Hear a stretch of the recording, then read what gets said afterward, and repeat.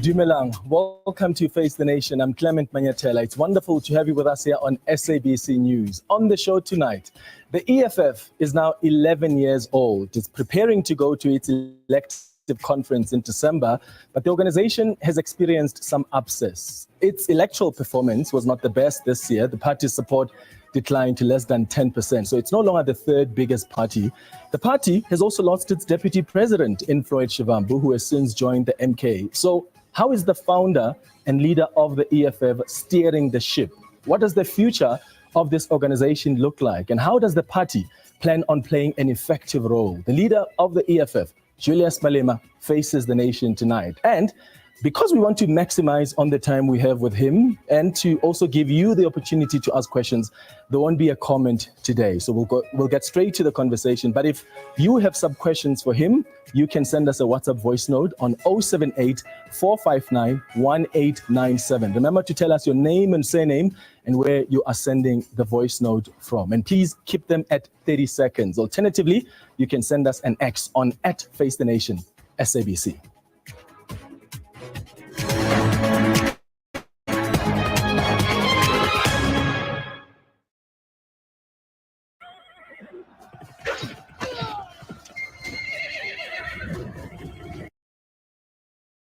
Julius Malema, leader of the EFF, thank you so much for making time for us. Thank you for coming in. Relevant. Thank you. Thank you for having me. I want to start off with something that a lot of people, and I'll say including myself, have just been wondering about. How have you been since Floyd Shivambu left? Because I think it's one thing to lose a comrade, but it's another to actually lose someone you had considered a brother. And I wonder if that kind of relationship still exists. But I'll start there. How are you doing? Well, I'm doing very well. The leadership of the EFF remains intact. Although his departure was painful, but I got some sense of relief. I don't know why. It was as if I've put down some heavy load.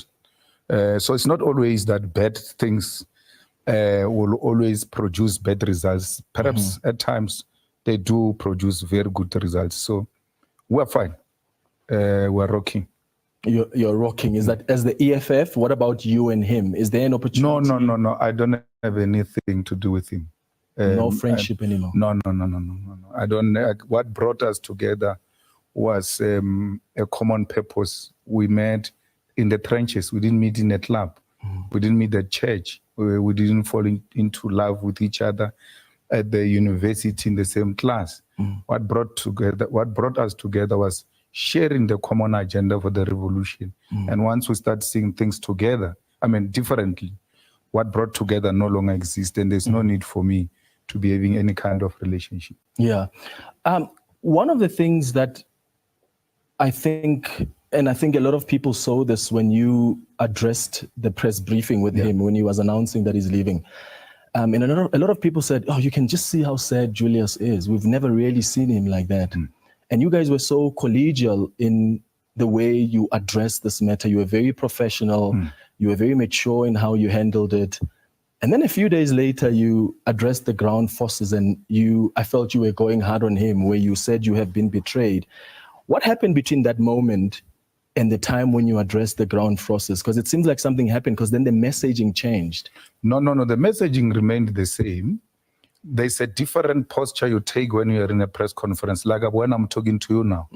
And when I go to speak in a rally or in a political talk cannot be like some boring history lecture in a lecture room.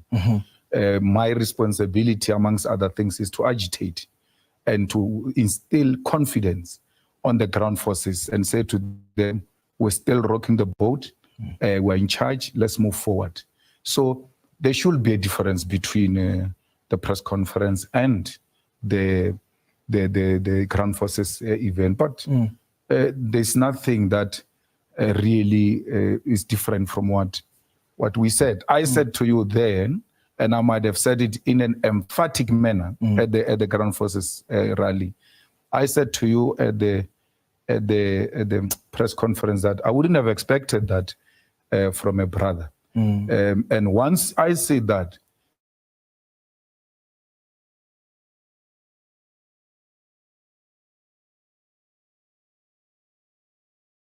under the bridge now. Nothing of us depend on his existence. No. We are doing much better now without him. Yeah. One of the things you said at the press briefing was that this is not allowed even in the EFF constitution, but if he decides that he wants to come back to the EFF, you are going to make an exception for him. Is that offer still on the table? That was a demonstration of me not having anything against him as a person. But the EFF has got a constitution. It has got its own membership. It has heard what I said, and it will decide at that moment if that moment presents itself. But I was simply saying, I've got nothing against this guy. I've not done anything to this guy. And even if he calls on me tomorrow, I'll show up, because I will not have some hangovers but this guy, when he left, this is what happened. No. And that's what I was saying. But we're all governed by the constitution of the EFF, which says if you leave the EFF, you are not allowed to come back. And the leadership of the EFF at the CC meeting, one after another, they said to me, hey, my guy, we heard you, but not here. So they said, no, not here. You can forgive each other there, but not here. The constitution of this organization applies. And I ought to respect that, because I've expressed my views, and the leadership said, hell no.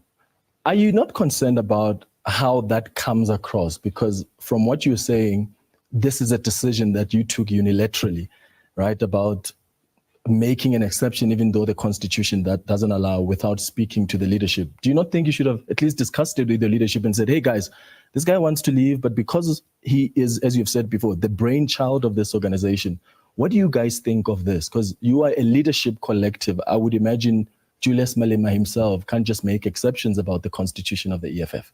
Well, a person leaves a day or a night before. We meet, work out the strategy on how we're going to navigate this with him. And the following day, we handle it, professionally, in a very good manner, the way you are saying. For the first time, I hear you speaking so well about EFF that you did something professional and in an acceptable manner. So in between that, there's no time for consultation of the highest decision-making body in between the conferences. I'm its president. I should make pronouncement in between, because leadership must be provided. But when that leadership meets, it has to rectify what I said. It's the same as the CCT, the Central Command Team. It will take a decision and then goes to a National People's Assembly in December. And then we arrive there, they say, no, that decision was wrong. This is what the leadership should do going forward, or should have done, and therefore we're not accepting this resolution. So we've got our bosses, as it were, but it doesn't mean that I'm confronted with a challenge now, and I have to protect this organization, which I did to the best of my ability. And that's why it's still standing today. Yeah. I have to say, as we wrap up on Floyd, one of the things that particularly surprised me about your posture when you're addressing the ground forces is when you told them to go and check who owns Channel 405 and what relations they've had with, people like Floyd Shivambu, or people that have left. And I just thought, that is so below the belt. And I know you've said in the past that when we are in politics, we mustn't be personal. So don't involve my family, don't involve my personal relationships, attack me as a politician. And I just felt, and I could be wrong, I'm interested to hear your view here, if you think you addressed and dealt with that matter correctly, because you basically exposed him about his past relations with someone who owns Channel 405. Do you think that was the right way to deal with it, especially after you guys agreed that they're not going to be personal attacks? Well, I'm happy you know who owns 405. I don't know. I'm happy you know personal relations of people. I don't know. Do not involve me in the bedrooms that have nothing to do with me. I've never said that. And let me reassure, I'm not a coward. If I wanted to say something, I will say it. So I didn't say that. So I'm not responsible for your interpretation. I'm responsible for what I say. And I did not say that. I don't know who owns 405. Go and check the ownership of the 405. Check its posture. against the EFF, the same as 403. It has been under scrutiny now as to who owns it and why is it a propaganda machinery for the GNU. Now we're going to be told, no, you are below belt because there is a person who owns a 403 and he had a relationship with Steinhazen in the municipality of eThekwini. I don't know that. But I'm just saying you check its ownership, then you check what is the agenda driven by this station. And that will tell you why the poster they've taken. I mean, we are not shocked by the SABC. I mean, SABC has been very hard on us and pro the other formations, as long as it's not EFF, especially with the question that you are asking me now about this guy who have left the EFF. If you check the relationship of some of the board members of the SABC and look at the SABC's poster, then you will understand why the SABC is taking the poster is taking. So you ought to know every existing material evidence that will give you direction of where we're going. So, and we've always spoken, even in his presence, about the ownership of 405. And we've always doubted that that which they say owns 405 is actually not true. So I don't know. At least today we are getting some answer from you about ownership. So I just wanted to give you an opportunity to clarify that, because that's at least in my interpretation, which is why I wanted you to at least explain it. Because when you said go check who owns 405 and the relations they've had with the people who have passed, but I'll take your explanation. Do you still expect people to leave and follow Floyd? Because you said that was you said you must expect that fighters, that some people are going to leave and follow him. Do you still think there's some? They're there and we're looking at them and they think that we don't know. You know, there comes a season in politics where these things happen.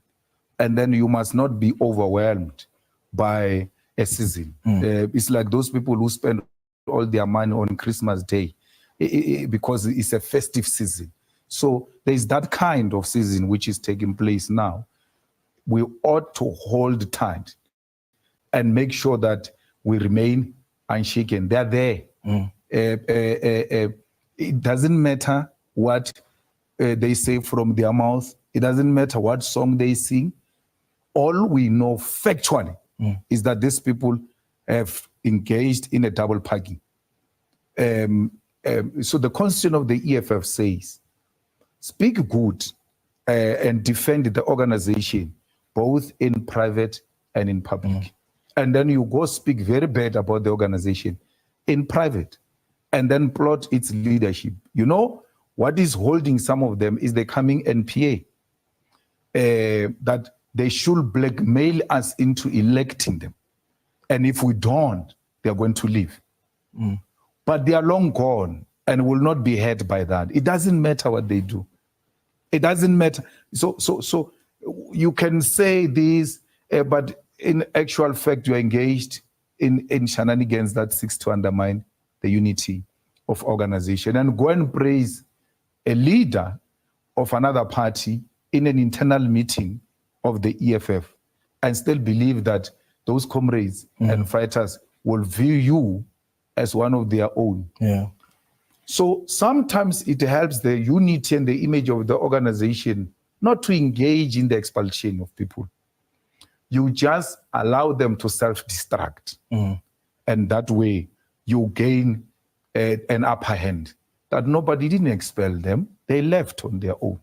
Which they will do.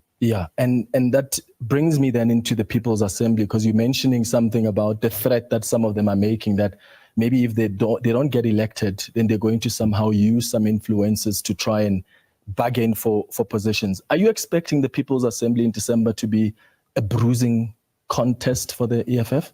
Not where I'm in charge. I'm in charge now. And I'm going to make sure that I defend the unity of this organization and its existence. I do not care of any critique that will come because it's disappointed from EFF that emerges united in Nazareth. EFF is not going to die in Nazareth. We're going to a conference, we're going to account, we're going to elect leadership. We are one of the few organizations that do that. And even when we try to protect that internal democratic process, we're still called dictators. But people say they will never go to conference. People say, yeah, they appoint leaders. No one tells them anything. They get praised everywhere. EFF is the only one that gets told, no, you can't do this. We're going to do what we think it is in the interest of the EFF, and we don't care who says what. We care about the branches of the EFF now. Yes, this is the period where we must defend our movement and not listen to our detractors. We have to defend the EFF. And the bad thing with the constitution of the EFF, and like any other constitution, it doesn't deal with the period of infiltration. What happens when the organization faces infiltration? The organization has got its own president. And the good thing with our president is that he's a founder of this organization. And where there is an absence of constitutional provision on how to deal with this, the president must intervene, and the president will intervene. Yeah. What is your relationship now with Boyecha Ndlozi? I'm sure you've seen the suggestions people have been making since you addressed the ground forces, when you said some of the leaders are quiet and some of their partners have liked tweets, and you know about the Twitter detectives who've gone and found some of the tweets that were liked by the partner of Boyecha Ndlozi. Were you referring to him when you were making that statement? And what's your current relationship with him now? Our relationship has always been an organizational and political relationship, and it remains like that. And I've not seen anything untoward, because even in Parliament, where we meet the most, we're working together. We meet almost every Monday, especially now with the preparations of the NPA. He's there, he's given tasks. He executed those tasks to the best of his ability. Nothing has suggested that there should be some sour relations between me and Dr. Ndlozi. But you ought to be aware that when we speak in the political event, people will always try to align the messaging with certain individuals. So meaning they will try to give it a face, even if there is no face, and then try to drive a wedge. And where you find the weak leadership, they go separate ways. But they are leaders who in the EFF, and they know themselves, and for the sake of the unity of our organization, we shouldn't be speaking about their names, who have kept quiet. Including and have Boyecha Ndlozi. I mean, Boyecha Ndlozi has not said anything about Floyd since he left, between Floyd leaving and you addressing the ground forces. He has said something, unless you're saying he didn't say it to you, the media people. If you asked him, if anyone asked him, I've never heard him being asked about that. On Twitter? But because you said there are certain leaders who are busy tweeting, who always tweet, but now they're quiet. It's his choice. I mean, I'm happy you are able to see that he has not tweeted. I have not been checking that. So all I'm saying is that he has expressed himself about this matter. To me, he has expressed himself internally in the organization. And he's writing his own history. Everybody writes his own history. But you said to me earlier on that the EFF expects its leadership to defend this organization, not just internally, but publicly as well. He hasn't done that. He has done that. Publicly? He has done that. He has been at the occasions where the organization ought to be defended, and he defended the organization. Even on the issue of Floyd? Well, I've not heard him say anything about the issue of Floyd, but the Constitution does not say on Floyd, defend the EFF internally and externally. It says the organization has to be defended both in private and in public. So if he has chosen not to say anything on Floyd, it doesn't mean he has not defended the organization. Where he gets an opportunity, which he does very well in Parliament, he defends the integrity and the image of the EFF. Yeah. The Mail and Guardian reported earlier this month that there are some EFF provincial leaders that are calling for the party's constitutional change to abolish the deputy positions. Is that something that you think can work well in the organization? Well, that suggestion came to me, but I've never been in an organization where there's no deputy president. So I'm very reluctant to do or agree with things that I don't know. So some people were saying to me, we need to establish the union, trade union, but we can't establish two organizations at the same time, because now I've never been in a union. So if there are comrades who are going to establish a union, and we can see it's a genuine union, it's not someone trying to resolve this issue of unemployment by forming a union, we'll support that. I've not listened to a real political persuasion as to why we should abolish the issue of deputy president, because you are irritated by what Floyd did. That is not objective. So you can't make rules based on Floyd for future leaders of the EFF who have not done anything wrong to the EFF. So you can be angry now with Floyd and be angry with whatever that he was occupying, and then say, no, he must go with everything. No. It's what irritated you now, but it can be a long-term solution. What happens if Julius Malema is unable to discharge this responsibility tomorrow? It means we're going to kill each other on that evening, because there is no one who the Constitution then immediately mandate that where the president is incapable of discharging his responsibilities, you have to come in. So that creates a room for serious contestation and potential split in the organization if the Constitution does not resolve what needs to happen going into the future. Deputy president is not succession. Being deputy president does not mean you're going to be president. Being deputy secretary general does not mean you're going to be secretary general. So you deputize in the absence of those you are deputizing. You are not even an assistant. You're not an assistant president. You are a deputy. You've got your own responsibilities. And you get assigned certain things. You don't interfere with what your principal is responsible for. And in terms of succession in the organization, and I know names are being bandied around now. Some people feel Mbuyiseni Ndlozi should contest Secretary General, the position of Deputy President. What confidence do you have in the current leadership and the possibility that they may return, including yourself as it is? Are you more open to, as a Democratic Party, obviously you allow anybody to contest positions.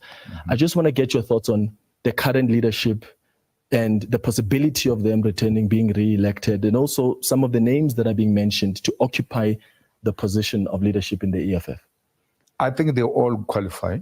If it's the names that you have given to me now, the current leadership of the EFF is well capable. Our Secretary General is at the center of what we're going through now as an organization in defense of the EFF. He has been steering the ship. He has been ensuring that these branch meetings, regional meetings, and eventually provincial meetings take place in an orderly and disciplined manner, and they do take place, that the administration of it is proper. And where he has been called upon to defend our organization, he has never been ashamed, not for a day, for associating with us. So why would I have a problem with the Secretary General of the EFF?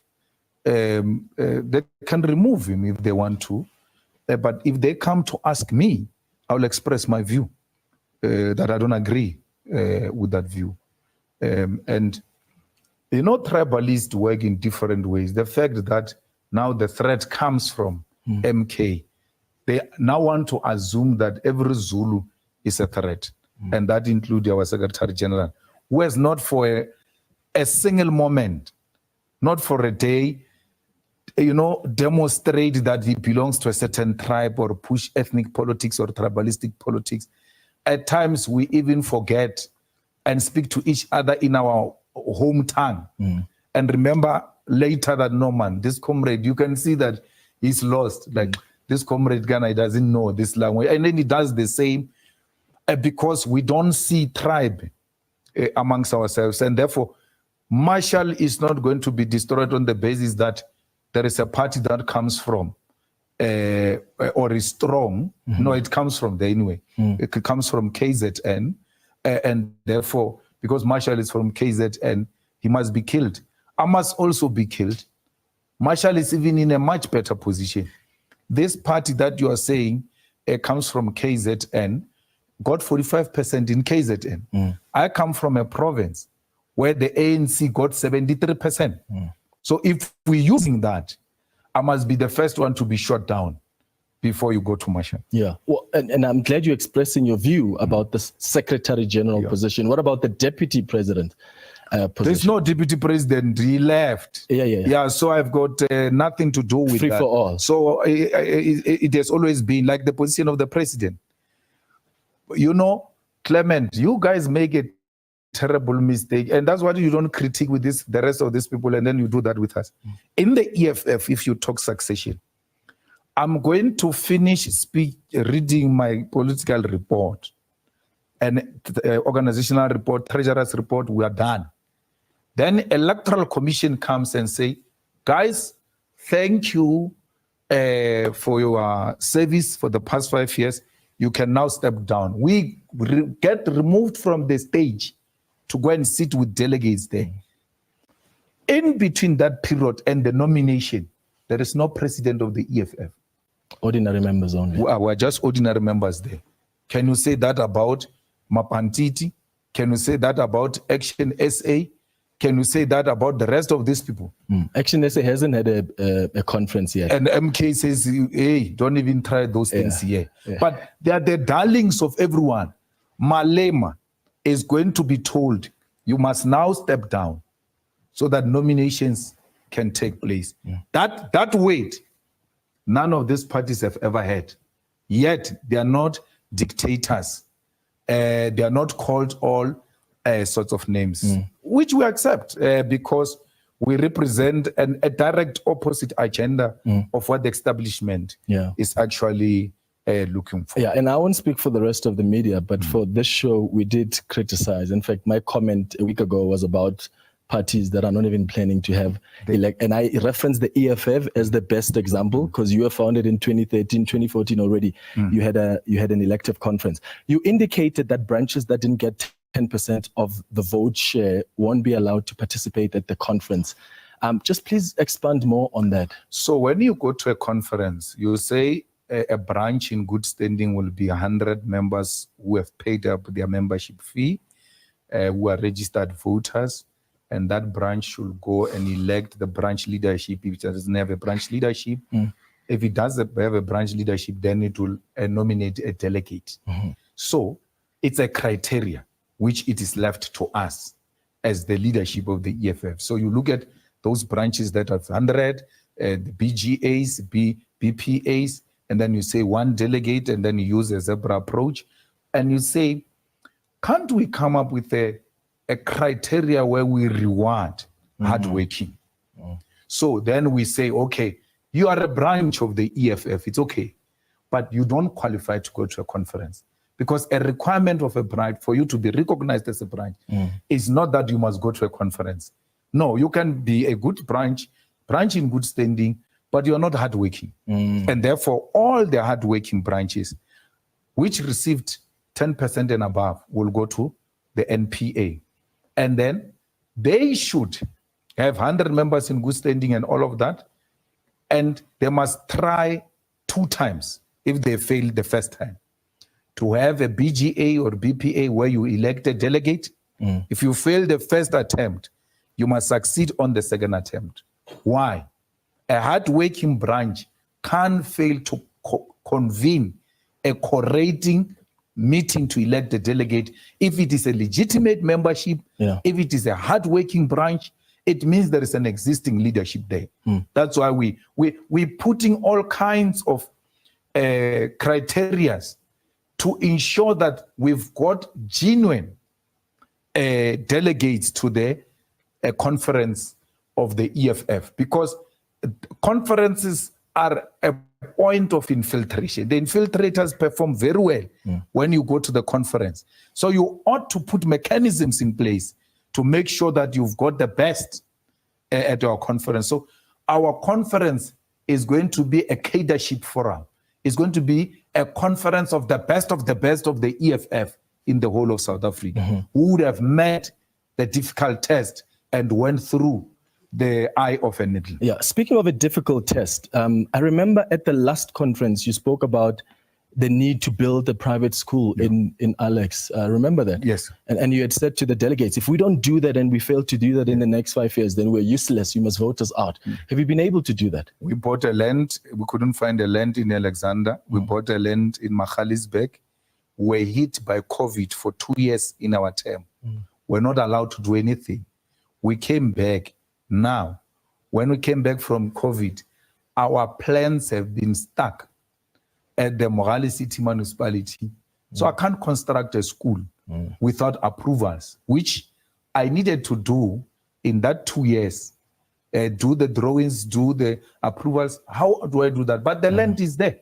And that, I didn't say this for the South Africa. We were saying this for the membership of the EFF. We are going back in December as leaders who are not scared to give back that feedback. This is who we are. This is where we started the process. This is where we are. The incapacity of the ANC municipalities and the racism of Mahalis, which objected to us building a school there, is what we are dealing with. We are at the tail end. And the good thing is that in that conference, we're even going to present the 3D of the school and possibly the approvals of that school. So the political will has always been there. There were stumbling blocks here and there. We will overcome them. And there will be a school, and that school will be called Winnie Mandela Combined School. All right. We're going to take a quick break. When we come back, we still have issues to discuss around the party's electoral performance, the role of the EFF as an official, as the opposition party, particularly there in parliament, how they're holding. Yeah. Well, the MK party, no. MK party is the official opposition. You're no longer the second biggest. So all that coming up, also his views on the GNU, but please send us your WhatsApp notes with some questions. I'll get to them when we return. Stay with us here on Face the Nation.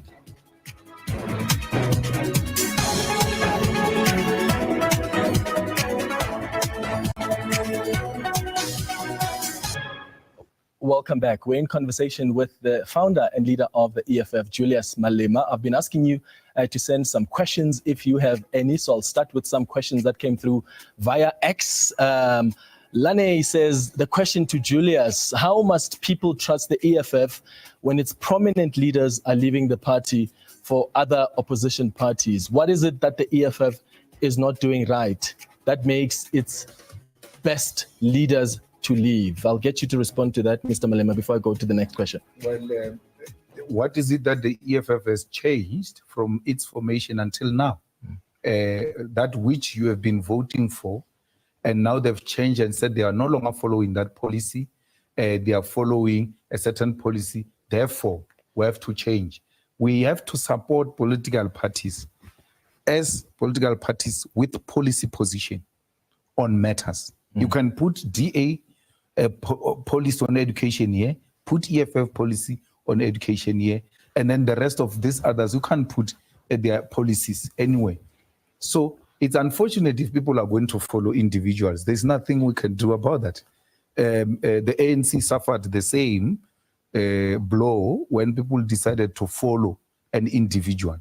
So with the EFF, it was not individual.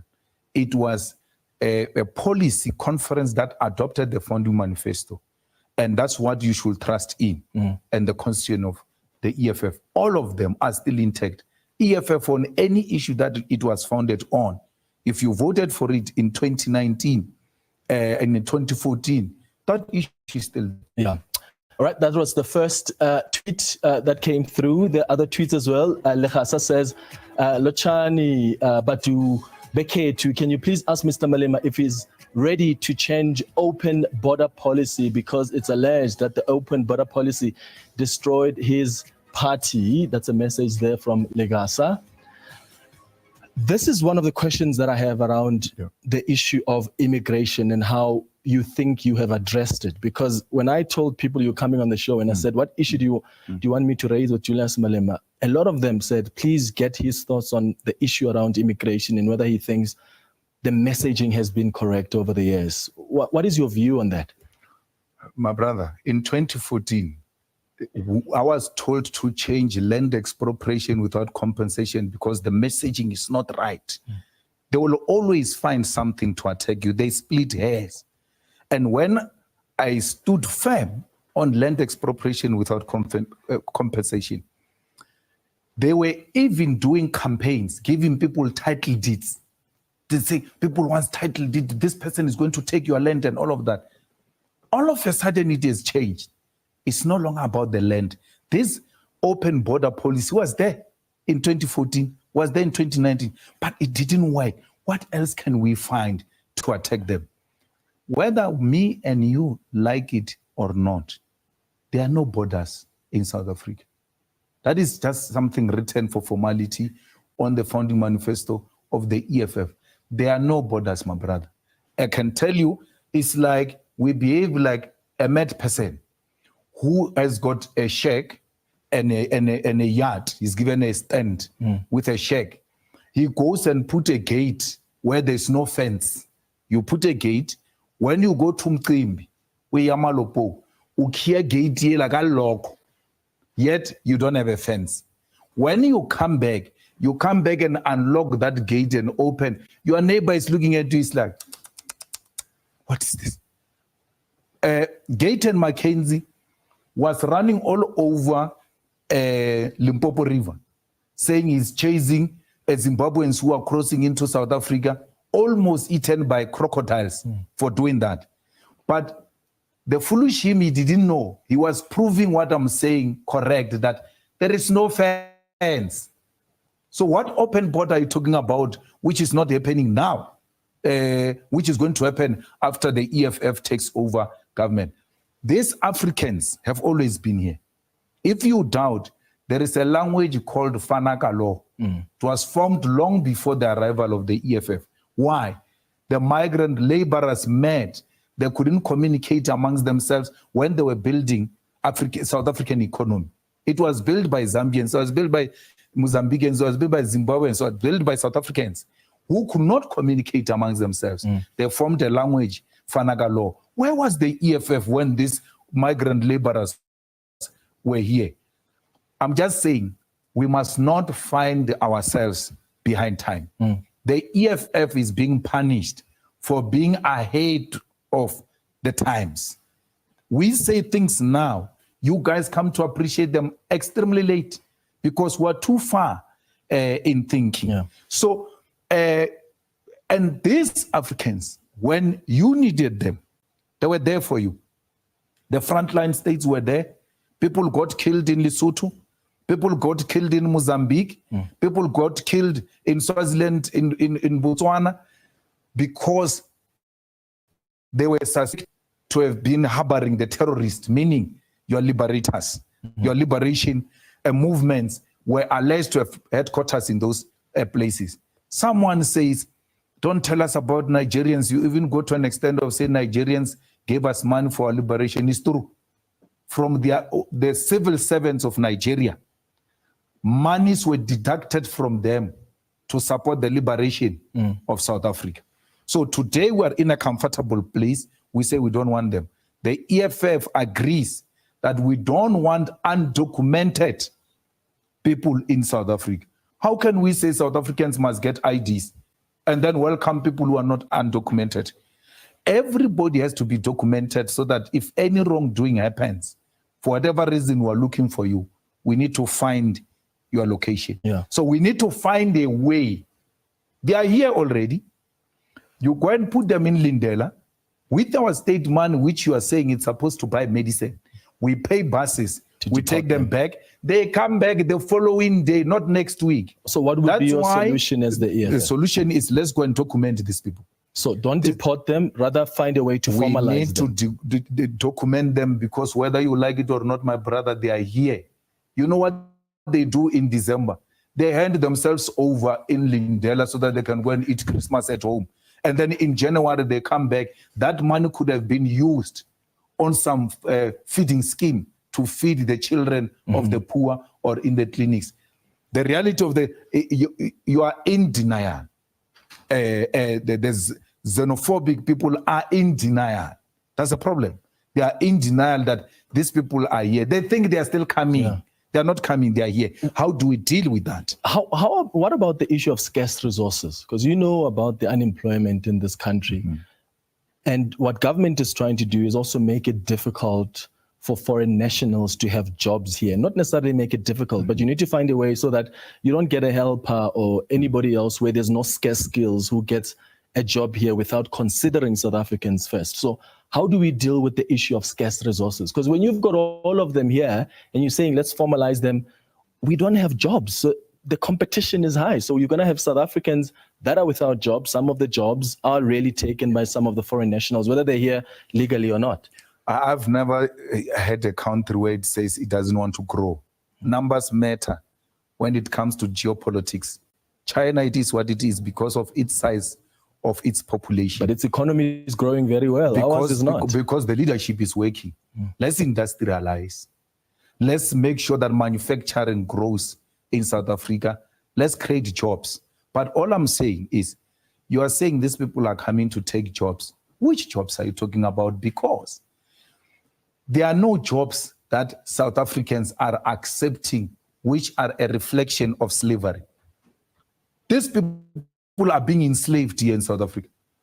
And when you say they've taken South Africans' jobs, you are saying South Africans must be enslaved. These are not jobs. These are slaves' jobs, which South Africans don't want. To work abnormal hours, to work under difficult conditions, and don't get paid, and don't have rights. So no South African wants that. At the level where it's a required skill, South Africa makes it very clear that we must give preference to South Africans who've got the similar requirement. Unless we don't have artisans, then we go and fetch from other countries. We're going to chase these people out of South Africa.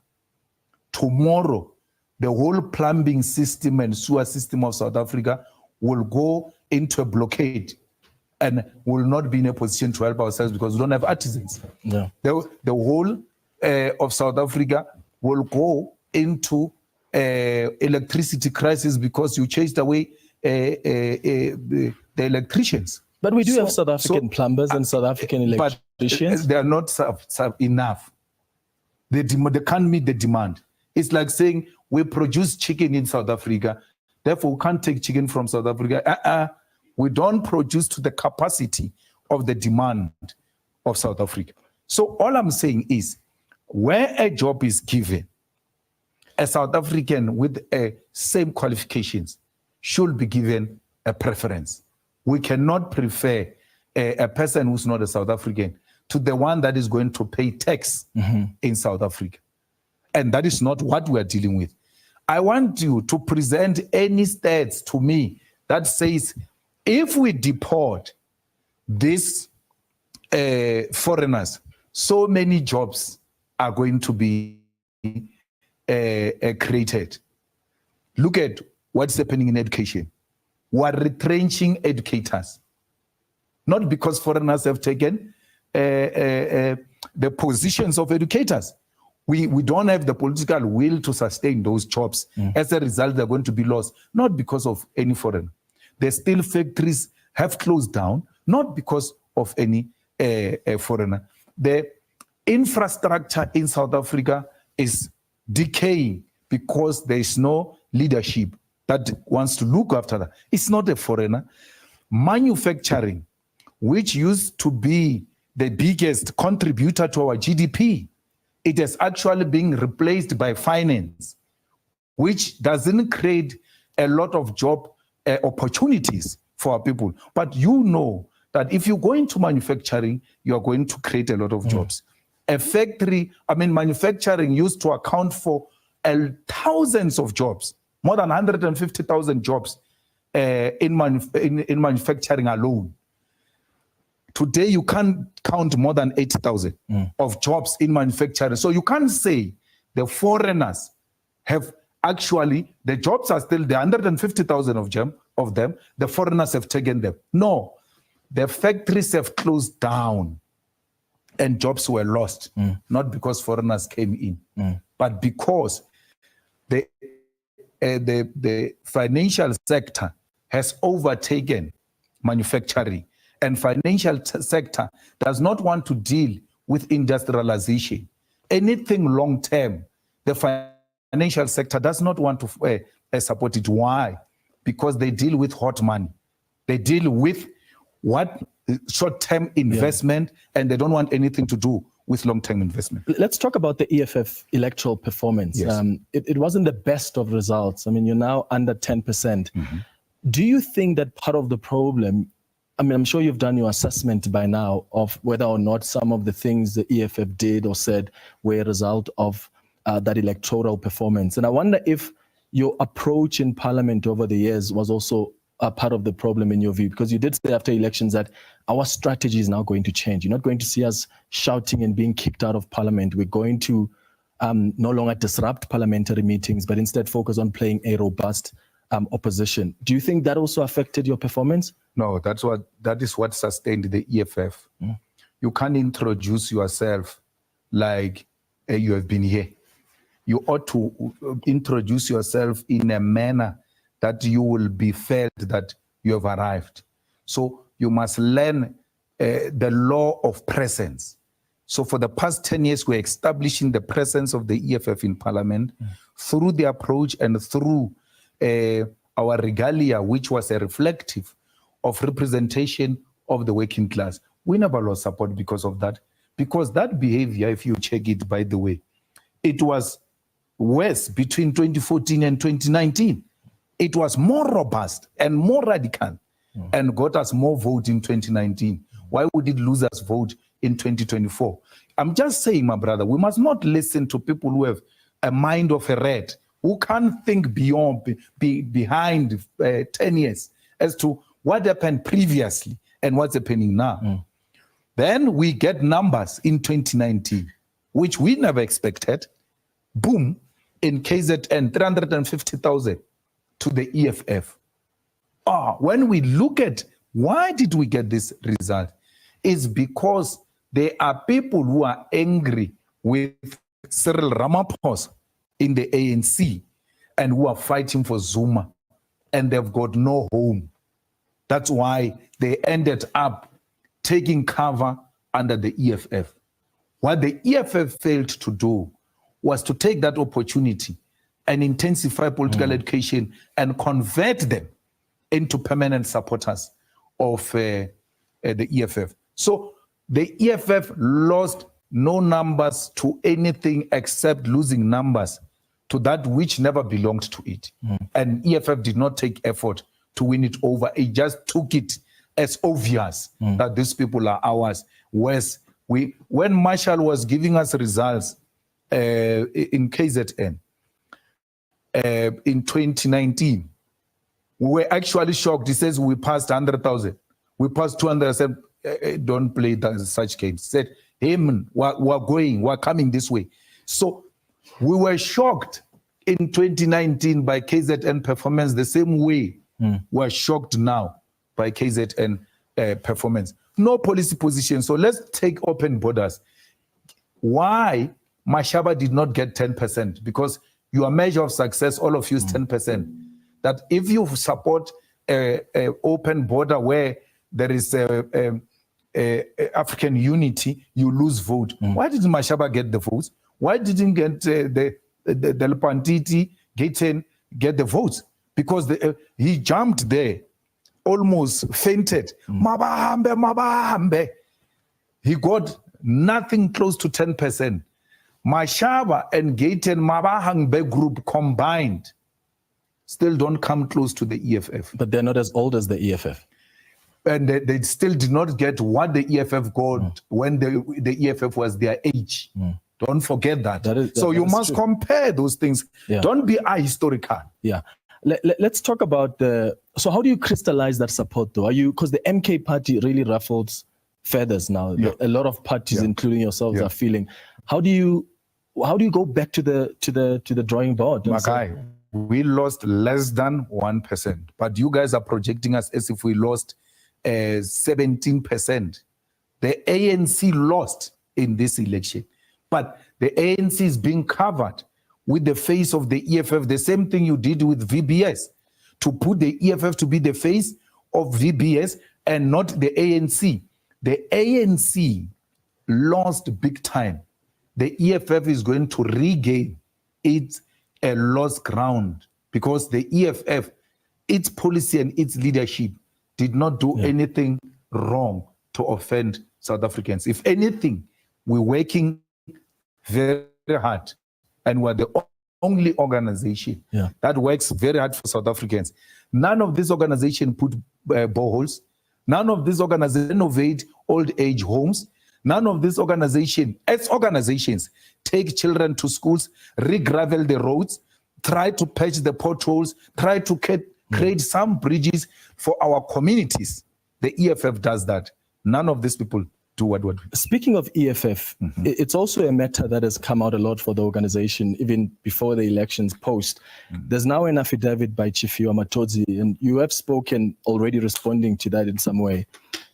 The question I have, though, is when you look at Scamega, right, as a company, have you personally received any monies from Scamega? Because Scamega was doing business with Vele Investments. Vele was receiving money from VBS. Did you personally receive, or any of your family members close to you receive any monies from Scamega? As a neutral, journalist, you should be knowing that I was cleared by Parliament Ethics Committee. All of this, that which you are asking, were alleged and sent to Ethics Committee in Parliament, where the ANC was still in majority. They still could not find me guilty because I've never done anything wrong. None of my families have ever done anything wrong. If anything, I said in that Parliament that you are talking, and I was saying this to Kumbuzu, you are talking about VBS. You want to know more information, what is VBS? Ask the minister next to you. And I was referring to Tembinga Kadime, who had taken money to VBS, and today she's in trouble. You know why she's in trouble? It's not because of VBS, because she went to fight for the independence of the NPA. Batoi wants to hand over NPA to those guys of Zondo Commission. They want recordings of Zondo Commission from her. They want all types of things. And Batoi wants her contract extended. And when Tembi put her foot down, they went for her. Because those guys who were leading, I don't know, they were like the prosecutors of Zondo Commission. Evidence leaders. Yeah, evidence leaders. They are now working for NPA after they referred the Zondo Commission report to NPA and said, guys, if you want to prosecute or not on that side. Then they go and catch the javelin on the other side, wanting to prosecute the people. They said, we are done with them, you will make a decision. So she says, how? How do you do that? Okay, the recordings. She says, give me, the recordings is these things of spying. They were spying on us, listening to our phones, listening to, listening devices and all of that. All of that, the custodian of that is the Department of Justice. So she has put those things safe under whatever administration. But Toy says, bring all the recordings to me, of the Zondo Commission. She says, no, it doesn't work like that. You meant recordings, and these are the things I want in the recordings. Yeah. The Department of Justice, they've got their own mechanism. They go and listen, take only that part, and then give it to Batoi. We don't want to know your girlfriend through Batoi because you'll be hearing the things she's not supposed to be hearing if she gets all the recordings. Yeah. So they want to kill her because they want Gwede, they want all of them and all of that. We don't have a problem with that. But they are now using VBS as a smoke screen. She did not commit VBS now as a Minister of Justice. Why was she not the face of VBS when the EFF was the face of VBS? What happened now for them to go for her? Because she came from that VBS arrangement in Polokwane to become a Minister of Kokta. Is it allowed that you can be a Minister of Kokta even if there are allegations of corruption, but not Minister of Justice? Where were these allegations? What about Brian? I mean, I don't know if he's a member of the organization, but he's had to pay back over 4 million rand back to people who are handling what's happened with VBS now. You are the people that are fighting for those that have benefited anyhow to be held accountable. Have you asked Brian the questions like that, Floyd Shivambu's younger brother? No. It's not my place. Why should I go around asking members about what they are doing? You are right. You are saying people are being held accountable. And when I heard that is paying back the money, that is part of being held accountable. Zuma paid back the money. Zuma also paid the VBS, if he did, a bond, which he got. Naledi Pando was also in the VBS bond or something, which she was there. They are your darlings. You will never know their names. You know the names of those you don't like to demonstrate there's no principle. Many names, a lot of names are there. This is just used to blackmail people. When they try to speak, they say, we'll release this thing about you. So if he paid, good for him. That is part of being held accountable. It means he got the money because this is a transaction between companies and banks. And then the curators said, we want our money. You know, curators asked even the king of the Bavenda king, do you know Malema? When they called him in a hearing, how do you know him? How did he get into the VBS? And he came back shocked that, how do I get questioned half a day about you and how I know you when we have not? Because it was a political witch hunt, which I defeated, which I will still defeat. They are going to come out of that thing of VBS one by one. They are going to eat each other through Batoi in the NPA because she says these people are accusing me. Even my friends internationally are laughing at me that I've come into this position. I've not done anything. Doing anything is to go after prominent politicians that are found in Zondo Commission, which we don't have a problem with. Those are their own problems. I'm told I've got 30 minutes. They're going to fight with me. What's your assessment? 30 seconds. What's your assessment of the GNU so far? It has failed. How can a minister not go to a place where the president is signing a bill? That is bringing cabinet into disrepute. The president should have fired that minister there and there, because when you are there, you are no longer serving the DA constitution. You are serving the South African constitution. This has failed even in practical terms, not in theory. The Bella Bill exposed these people for what they are, a marriage of inconvenience, a DA-led government. It's not an ANC-led government. It's a GNU. Helen told you, where I went to him, he said, let me lie to them and say it's a government of national unity, because if I tell them straight that it's me and you, they are not going to agree. So it has failed. Whether they are in denial or not, it has failed. They are going to fight on NHI. They are going to fight on NPA, because the reason why you see the Communist Party taking a posture this taking, you must just look at where does Gwede Mantashe stand in all of this. Right. That's why the Communist Party does not agree, because they know there is a crocodile waiting to swallow them. Julius Malema, thank you so much for making time for us. Thank you for having us. And thanks to you for watching the Tuesday edition of Face the Nation. We'll be back with you on Thursday at 8 p.m. Have a good evening. Cheers.